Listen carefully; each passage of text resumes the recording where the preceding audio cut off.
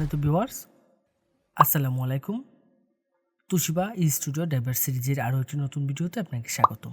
আজকের ভিডিওর মাধ্যমে আমি দেখাবো হচ্ছে তুশিবা স্টুডিও 479P এর প্রিন্টার ড্রাইভারটি কীভাবে খুব সহজে আপনার কম্পিউটার বা ল্যাপটপে সেট আপ করে নিতে পারবেন এবং কিভাবে এই ড্রাইভারটি ডাউনলোড করবেন এবং কোথা থেকে ডাউনলোড করবেন, সম্পূর্ণ প্রসেসটি দেখাচ্ছি আজকের ভিডিওতে। তো ভিডিওটি অবশ্যই গুরুত্বপূর্ণ হতে চলছে। কথা না বাড়িয়ে চলে আমরা মূল ভিডিওতে চলে যাচ্ছি।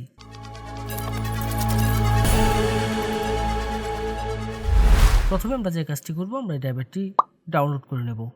ডাউনলোড করার জন্য আমি চলে যাব যে কোনো একটি ব্রাউজারের সার্চ বারে গিয়ে সার্চ করব হচ্ছে softwareshopbd.com। অবশ্য আমি ভিডিও ডেসক্রিপশনে ওয়েবসাইটের লিঙ্কটি দিয়ে দেব। softwareshopbd.com লিখে সার্চ করলে ঠিক এরকম একটা ইন্টারফেস আসবে এবং এখান থেকে আমি যে কাজটি করব, আমার কাঙ্ক্ষিত মডেলের যে ড্রাইভারটি রয়েছে সেটি আমি এখান থেকে ডাউনলোড করব। দেন এই সার্চ বারে চলে যাব, এখানে গিয়ে জাস্ট আমাদের যে কাঙ্ক্ষিত মডেলটি সেই মডেলটি এখানে সার্চ করব। দেন সার্চে ক্লিক করব। ক্লিক করলে আমার এই অ্যাভেলেবেল মডেলের প্রিন্টার ড্রাইভারটি চলে আসবে আমার সামনে। এখান থেকে আমি যে কাজটি করব, জাস্ট এই লিঙ্কের উপর ক্লিক করব। ক্লিক করলে এখানে বিস্তারিত সকল ইনফরমেশনগুলো দেখার একটি অপশন পেয়ে যাব। এখান থেকে সব কিছু আমরা একটু পরে দেখে নেব। আশা করব আপনারা সম্পূর্ণ বিষয়টি একটু ধৈর্য সহকারে পড়বেন এখানে নির্দেশিকাগুলো। দেন এখানে ডাউনলোডের জন্য দুটি লিঙ্ক পেয়ে যাবেন, যে কোনো একটি লিঙ্কের উপর ক্লিক করব। ক্লিক করলে ঠিক এরকম ইন্টারফেস আসবে আপনার সামনে। এখানে গুগল ড্রাইভে নিয়ে যাবে এবং দেন দুটি ফাইল একসাথে মাউস ড্র্যাগ করে সিলেক্ট করে ডাউনলোড করে নেব। এখানে একটি ফাইল পেয়ে যাবো হচ্ছে পাসওয়ার্ড আর একটি হচ্ছে ড্রাইভার। তো এখান থেকে ফাইলটা জাস্ট মাউসের রাইট বাটন ক্লিক করে ডাউনলোড করে নেব। দেন ডাউনলোড এনিওয়েতে ক্লিক করব। ক্লিক করে কিছুক্ষণ অপেক্ষা করতে হবে। কিছুক্ষণের মধ্যে ডাউনলোডটি শুরু হয়ে যাবে। ডাউনলোড করার পরে আমরা যে কাজটি করব, ফাইলটিকে ওপেন করে নেব। দেন এখান থেকে ওপেনে ক্লিক করব। ক্লিক করলে ঠিক এরকম একটা ইন্টারফেস আসবে আমার সামনে। আমি এখান থেকে ওপেন না করে আমি আপনাদেরকে যদি দেখাই যে আমার প্রিভিউটা কীরকম আসছে,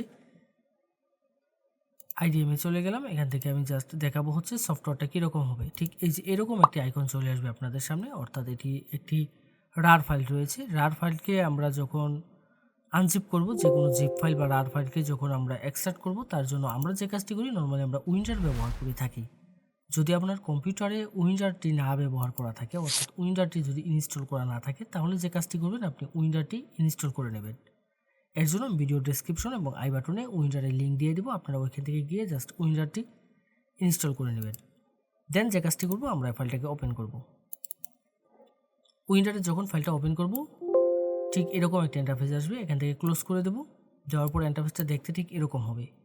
এখানে একটি ফাইল পেয়ে যাব হচ্ছে ড্রাইভার। এই ড্রাইভারে ক্লিক করব।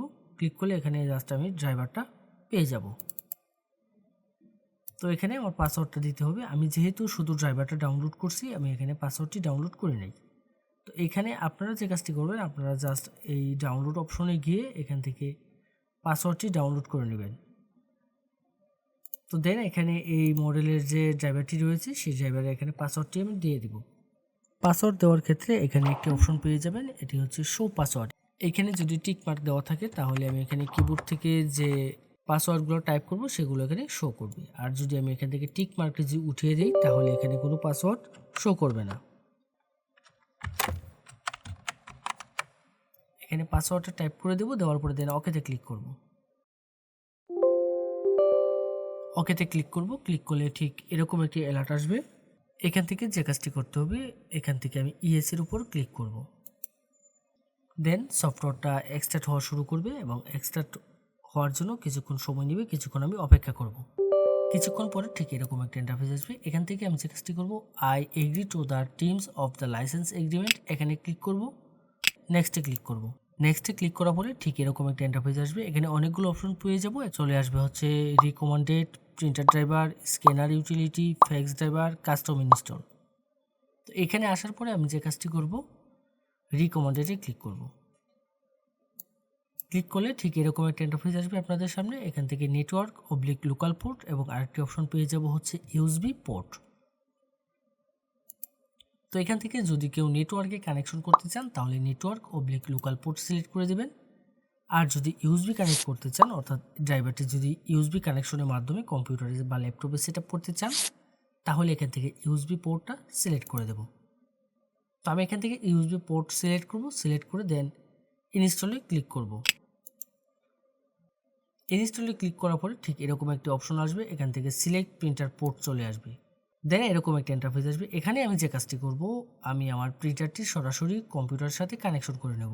অবশ্যই ইউএসবিতে প্রিন্টারটি কানেকশন করে নেব এবং ইউএসবি কানেকশন করার ক্ষেত্রে আমি যে বিষয়টি লক্ষ্য রাখবো সেটি হচ্ছে আমার পিসি বা ল্যাপটপের যে ইউএসবি পোর্টগুলো বেশি শক্তিশালী সেই পোর্টগুলোর সাথে কানেক্ট করব। দেন ওকেতে ক্লিক করব।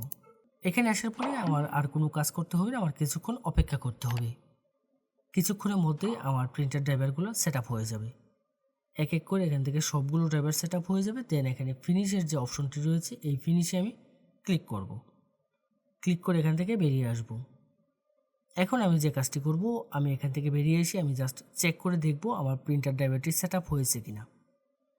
অবশ্য চেক করার ক্ষেত্রে আমাদের যে কাজটি করতে হবে, আমার কম্পিউটারটি রিস্টার্ট দিয়ে নিতে হবে। কম্পিউটারটি রিস্টার্ট করে নেব, তাহলে দেখবেন প্রিন্টার এবং স্ক্যানার দুটি ড্রাইভারই পেয়ে যাবেন। অনেক সময় যে সমস্যাটি হয়, আমরা আমাদের স্ক্যানার ড্রাইভারটি খুঁজে পাই না। সেক্ষেত্রে আমরা যে কাজটি করব, আমরা স্টার্ট মেনুতে চলে যাব, এখানে গিয়ে জাস্ট সার্চ করব হচ্ছে ফটোশপ 7.0 দিয়ে আমরা স্ক্যান করব। ফটোশপ 7.0 যদি আপনার কম্পিউটার বা ল্যাপটপে সেট আপ করা না থাকে, সেক্ষেত্রে যে কাজটি করবেন, আমাদের ওয়েবসাইটে চলে যাবেন। ওয়েবসাইটে গিয়ে জাস্ট সার্চ বারে সার্চ করবেন হচ্ছে 7.0 লিখে সার্চ করলে আমাদের ফটোশপ 7.0 পেয়ে যাবেন। যে কোনো মডেলের প্রিন্টার ড্রাইভার এবং আপনার প্রয়োজনীয় সকল সফটওয়্যার পাবেন আমাদের ওয়েবসাইটে। যদি আমাদের ওয়েবসাইটে কোনো সফটওয়্যার বা ড্রাইভার আপনি খুঁজে না পান, তাহলে অবশ্যই আমাদের হোয়াটসঅ্যাপে যোগাযোগ করবেন। আমাদের প্রত্যেকটা পোস্টের মধ্যে আমাদের হোয়াটসঅ্যাপ নম্বর দেওয়া থাকবে। এই ছিল আজকের মতো। এরকম গুরুত্বপূর্ণ টেক টিউটোরিয়ালের জন্য অবশ্যই আমাদের চ্যানেলটি সাবস্ক্রাইব করে রাখতে ভুলবেন না। দেখা হবে নতুন কোনো ভিডিওতে।